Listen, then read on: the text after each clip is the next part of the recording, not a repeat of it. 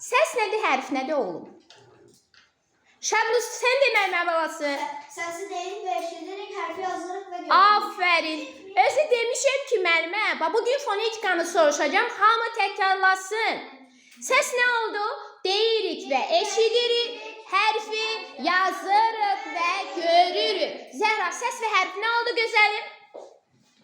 Səsi deyirik, eşidirik, hərfi yazırıq. Yazırıq və görürük. Aferin. Uşaqlar, heca nədir? Heca nəyə deyilir? Məhəmməd, heca nədir oğlum? Heca iki cür olur, açıq və qapalı. Onu ben demişdim mən. Yox. Qaydası nədir?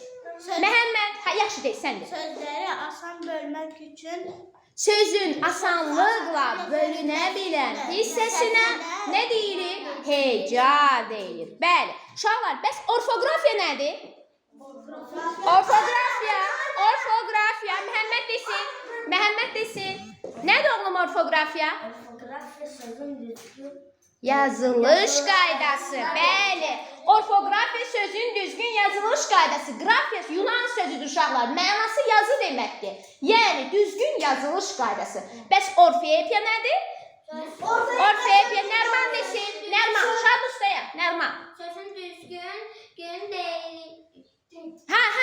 Orfeopiya. Orfeopiya nə oldu? Sözün düzgün Deyiliş qaydası. Yəni tələffüz qaydası.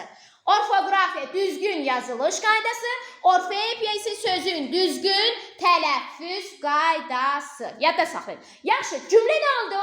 Cümlə, Əli. Cümlə bitmiş şəkli ifadə edir. Cümlənin də hansı əlamətləri var? Cümlənin dörd Növü var.